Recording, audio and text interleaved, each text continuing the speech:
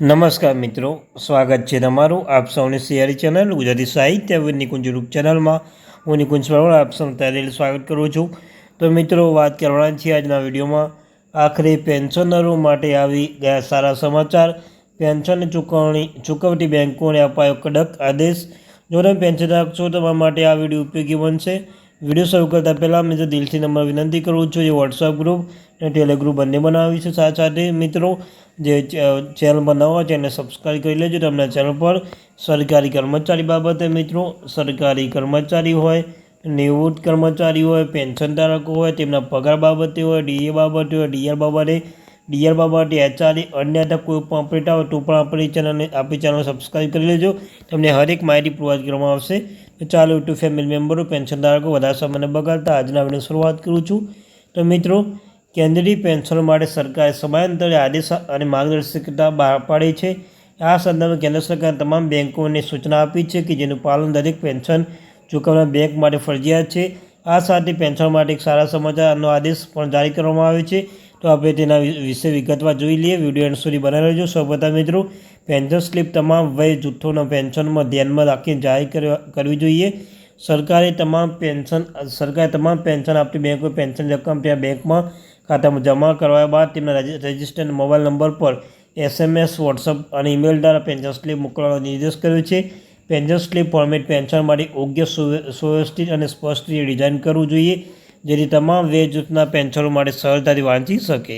બીજી મહત્વની બાબત છે કે આ મુદ્દાઓ પેન્શન સ્લીપમાં સામેલ કરવા જોઈએ. કયા મુદ્દાઓ? તો પેન્શન સ્લીપમાં તમામ માહિતી હોવી જોઈએ, જેમ કે મૂળભૂત પેન્શન કેટલું છે, મોંઘવારી રાહતના કેટલા ટકા ચૂકવવામાં આવે છે. પેન્શન સ્લીપમાં આવકવેર માહિતી પણ સામેલ કરવી જોઈએ. પેન્શન સ્લીપમાં પેન્શનમાં શું ચૂકવવામાં આવે છે, તે કઈ કપાત કરવામાં આવે છે, એ સંપૂર્ણ માહિતી પ્રદાન કરવી જોઈએ. ત્યારબાદ બીજી મહત્વની બાબત એ છે મિત્રો કે આ સૂચના તમામ CPPC અને સંબંધ બેંકો માટે છે, જેથી પેન્શન ધારકો તેમના પેન્શન અને કપાત વિશે સંપૂર્ણ માહિતી મેળવી શકે. તે પણ સુનિશ્ચિત કરવું જોઈએ કે પેન્શન સ્લીપમાં પેન્શન નાણાકીય આયોજન માટે જરૂરી તમામ વિગતો સામેલ છે. મહિના અંતે સુધીમાં પેન્શન ચૂકવો. પેન્શન આપતી તમામ બેંકોને બેંકોનું પેન્શન સમયસર ચૂકવવાની સૂચના આપવામાં આવી છે. મહિનાની 25મી તારીખે સુધીમાં પેન્શન ચૂકવવું અને કોઈપણ સંજોગમાં તમામ પેન્શનરોને મહિના અંત સુધીમાં તેમનું પેન્શન ચૂકવવું પડશે. અને મિત્રો, CPAO central pension accounting office અને સેન્ટ્રલ સિવિલ પેન્શન અને ફેમિલી પેન્શન મદદ કરવા માટે દીર્ઘાયુ નામની મોબાઈલ એપ્લિકેશન વિકસાવી છે. આ એપ્લિકેશન પેન્શન નવીનતમ મોબાઈલ નંબર સુવિધાઓનો લાભ મેળવવા અને તેમની જીવનશૈલી સરળ બનાવવા માટે મદદ કરવાનો ઉદ્દેશ્ય સાથે ડિઝાઇન કરવામાં આવે છે. અને પેન્શનો, PPO, જન્મ તારીખ અને નિવૃત્તિ તારીખમાં આધાર પર એપ પર નોંધણી કરાવી શકો છો. અને આ એપની વિશેષતા એવું છે કે આ એપ દ્વારા પેન્શનો તેમના PPOમાં આપવામાં આવેલી વ્યક્તિગત અને નિવૃત્તિ લાભની માહિતી જોઈ શકશે. પેન્શનોને SSA સાથે જોડાયેલ પેન્શન ઓર્ડર પણ ડાઉનલોડ કરી શકશે. પેન્શનો CPAO વેબસાઇટ પર તેની ફરિયાદ નોંધણી અને ટ્રેક કરી શકશે. એપમાં છેલ્લા 24 વ્યવહાર અને માસિક બેંક એકાઉન્ટ સ્ટેટમેન્ટ પણ જોવાની સુવિધા છે.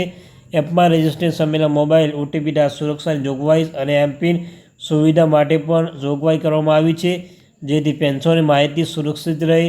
છઠ્ઠી માહિતી છે મિત્રો કે એપ હિન્દી ભાષામાં પણ ઉપલબ્ધ છે, જેથી હિન્દી ભાષી પેન્શનનો તે સરળતાથી ઉપયોગ કરી શકે છે. એપ પેન્શનને તેમની પેન્શનની સંબંધિત માહિતી અને સુવિધાઓનો સરળ એક્સેસ પ્રદાન કરશે. તેમના જીવનમાં પણ વધુ સગવડ સુરક્ષા લાવશે.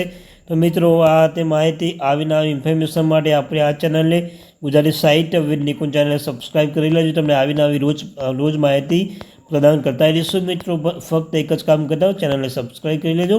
વિડીયોને પણ લાઇક કરી લેજો. આશા રાખું છું તમને મારા વિડીયો પસંદ આવતા હશે.